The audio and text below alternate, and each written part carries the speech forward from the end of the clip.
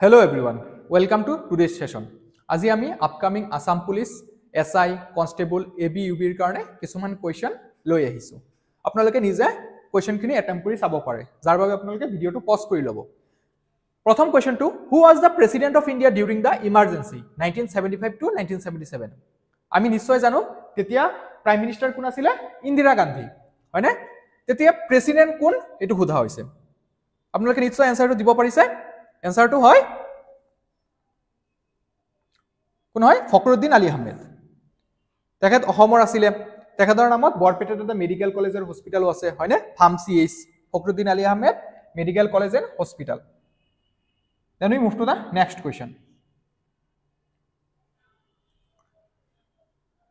the States Reorganization Act 1956 was based on which of the following States Reorganization Act 1956 হেতু কোনটো বেসিসত ৰাজ্যসমূহ বিভাজন হৈছিল আমি জানো 1956 ৰিঅৰ্গানাইজেচনৰ পিছত 14 state plus 6 union territory form হৈছিল হয়নে কোনটো বেসিসত হৈছিল আপোনালোকে নিশ্চয় আনসাৰটো দিব পাৰিছে লিঙ্গুইস্টিক বেসিসত হয়নে ভাষাৰ ভিত্তিত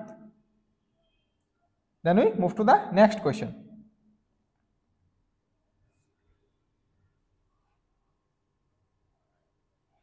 which was the first state to be formed on a linguistic basis after independence স্বাধীনতাৰ পিছত কোনটো প্ৰথম স্টেট আছিল যেটো লিঙ্গুইস্টিক বেসিসত ফৰ্ম হৈছিল আপোনালোকে নিশ্চয় জানে আনসাৰটো অন্ধ্ৰ প্ৰদেশ হয়নে অন্ধ্ৰ প্ৰদেশ কিমানত ফৰ্ম কৰা হৈছিল 1953 1953 তাৰ পিছত 2014 চনত কি কৰা হৈছিল ইয়াৰ পৰাই তেলেঙ্গানা বনোৱা হৈছিল বাইফুৰকেট কৰি দিয়া হৈছিল Andhra প্ৰদেশক Okay, then we move to the next question.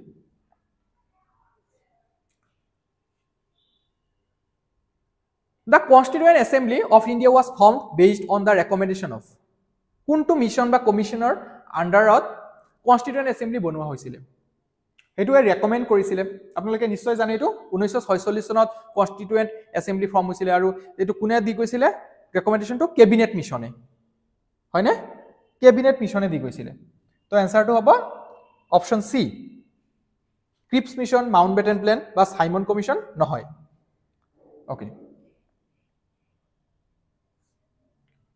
তার পিছৰ কোৱেশ্চনটো who was the chairman of the drafting committee of the Indian constitution তো ড্ৰাফটিং কমিটিৰ চেয়াৰম্যান কোন আছিল সোধা হৈছে এটো ভেৰি সিম্পল আমি সবে জানো ডক্টৰ বি আৰ আম্বেদকাৰ হয়নে this is the correct answer Next question to solve.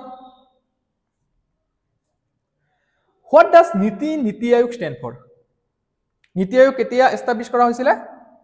1st of January 2014. 1st of January 2015. হয় নৰেন্দ্ৰ মোদী চৰকাৰ অহাৰ পিছত এটো এস্টাব্লিশ কৰা হৈছিল ৰিপ্লেস কাক কৰিছিল প্লেনিং কমিশনক পঞ্চবাৰ্ষিক পৰিকল্পনাসমূহ হিয়তে ৰূপায়ণ কৰিছিল এই নীতি আয়োগে ৰিপ্লেস কৰিলে যে এই নীতি শব্দটোৰ ফুল ফৰ্ম কি কেতিয়াবা এনেকুৱা ধৰণৰ কোৱেশ্চন আহা দেখা পোৱা যায় আনসাৰটো কি হ'ব number E national institute for transforming India okay then we move to the next question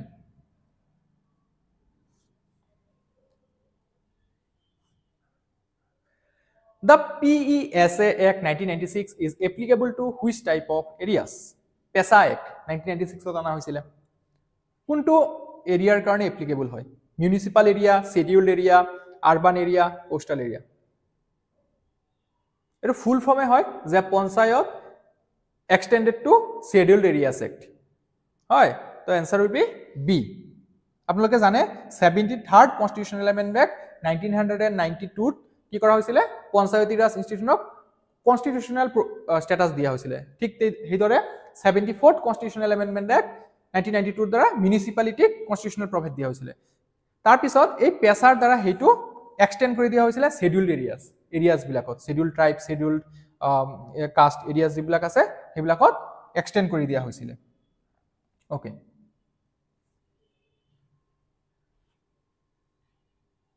তাৰ পিছত the provision for the establishment of the National Commission for Scheduled Castes and Scheduled Tribes was introduced by which amendment? কোনটো amendmentৰ দ্বাৰা National Commission for SC and ST বনোৱা হৈছিল? The correct answer is yes, very good. 89th Constitutional Amendment Act. Okay? Next question. The 91st Amendment Act of 2003 reduced the size of the Union Council of Ministers to a maximum of.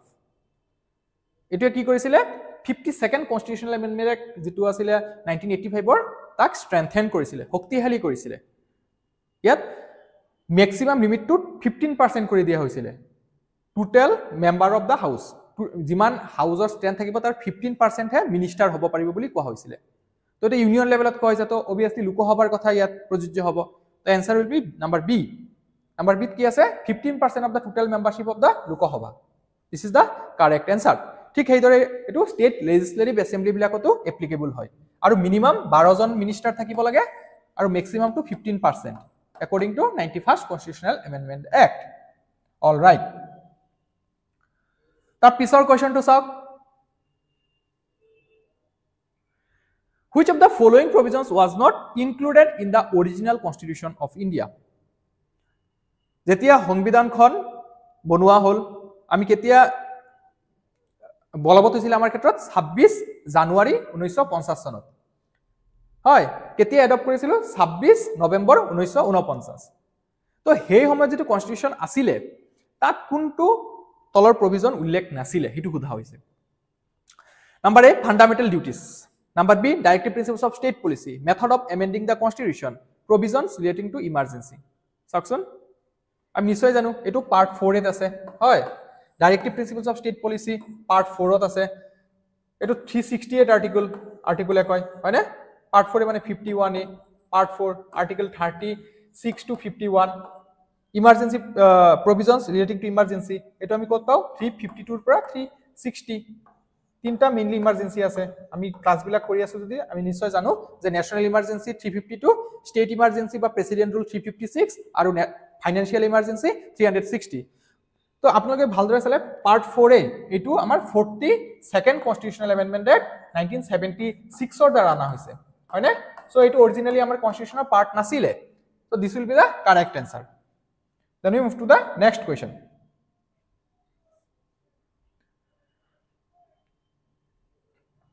Which of the following is the correct order of president in India? Honmanor respector যেটো order হেতু কাৰ বেছি হয়? তো order তো আমি যাম মানে হৰুৰ পৰা আমি বা ডাঙৰৰ পৰা হৰুলৈ যাম। order এটা চালে হল আমাৰ। সাকচোন কি আছে? President, vice president, prime minister. Prime minister, president, vice president, vice president, president, prime minister, আর number B president, prime minister, vice president. সবতকে বেশি কার থাকে? প্রেসিডেন্টর। আপনারা জানেন নিশ্চয় প্রেসিডেন্ট। প্রেসিডেন্টর পিছত কার আহে? ভাইস প্রেসিডেন্টর। ভাইস প্রেসিডেন্টর পিছত হে প্রাইম মিনিস্টারর আহে, হয় না? তো this will be the correct answer. তার পরবর্তী কোয়েশ্চনটো চাওক। The right to constitutional remedies, Article 32, যাক heart and soul of the constitution বুলি কোৱা হৈছিল, এটো কোনে ডেসক্ৰাইব কৰিছিল? আমি নিশ্চয় জানো ডক্টৰ বি.আৰ. আম্বেদকাৰ, হয় না? Number A will be the correct answer. Doctor BR. Ambedkar. এটো আৰ্টিকেল আন্ডাৰত সুপ্ৰিম কোৰ্টে কিছুমান ৰিট ইস্যু কৰে। 5টা রিট আছে: হেবিয়াস কর্পাস, ম্যান্ডেমাস, কোয়া warranto, prohibition and certiorari. Okay.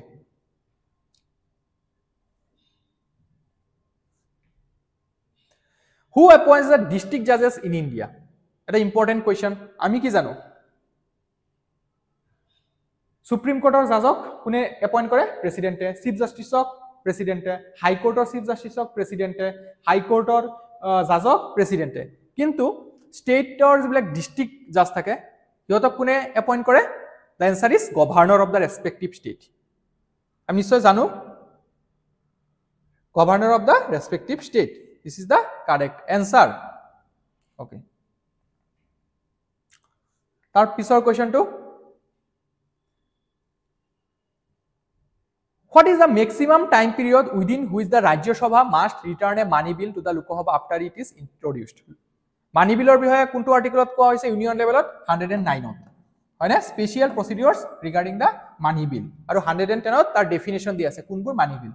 Acha money bill or bihoye ki koa hoise je money bill to kebol ami Lok Sabhat he uthapon koribo parim aru Lok Sabhar exclusive power thake yar upor aru ei money bill to kune certify kore Speaker of the Lok Sabha হয় না যেতে Lok Sabha Rajya Sabha পঠিয়াই বিলটো Rajya Sabha কিমান দিনৰ ভিতৰত ঘূৰাই পঠিয়াব লাগে 14 দিনৰ ভিতৰত উইথ অৰ উইথাউট ৰেকমেন্ডেশন দিব পাৰে কিন্তু এটো বাইন্ডিং নহয় Lok Sabhaৰ ওপৰত Lok Sabha এটো একসেপ্ট কৰিব পাৰে বা ৰিজেক্টও কৰিব পাৰে দুইটা ক্ষেত্ৰতে বিলটো পাছ হোৱা বুলি ধৰি লোৱা হয় আৰু Rajya Sabhaৰ এই ক্ষেত্ৰত কোনো এমেন্ডিং পাৱাৰ নাথাকে ওকে তাৰ পিছৰ কোৱেশ্চনটো চাও A person ceases to be a minister in India if they do not remain a member of either house of parliament for a continuous period of. আপোনালোকে এটো সাগে জানে যে মিনিষ্টাৰ হবৰ কাৰণে কেৱল Lok Sabhaৰ মেম্বাৰ হলে হব বুলি এনেকুৱা কথা নাই Rajya Sabhaৰ মেম্বাৰ হলেও মিনিষ্টাৰ হব পাৰে এতিয়া কথাটো হৈছে যে মিনিষ্টাৰজন কেতিয়া he ceases to be a minister কেতিয়া তেওঁৰ মন্ত্ৰিত্বটো গুছি যায় যদি তেখেত 6 মাহৰ কাৰণে একেলগে পাৰ্লিয়ামেন্টত এবসেন্ট থাকে The correct answer is 6 month number A হবনে ওকে আৰু এটা কথা এমপি সকল কেতিয়া ডিসকোয়ালিফাই হৈ যায় যদি একেৰাহে 60 দিন এবসেন্ট থাকে হয়নে এমএলএ বিলাকৰ ক্ষেত্ৰতো তেনেকুৱা যদি একেলগে 60 দিন এবসেন্ট থাকে State Legislative Assembly বা জিবিলাকত Legislative Council আছে মানে State Legislatureত একেলগে 60 দিন এবসেন্ট থাকিলে ডিসকোয়ালিফাই হৈ যায় ওকে মন্ত্ৰিত্ব পদ হেৰুৱাই দিব পাৰে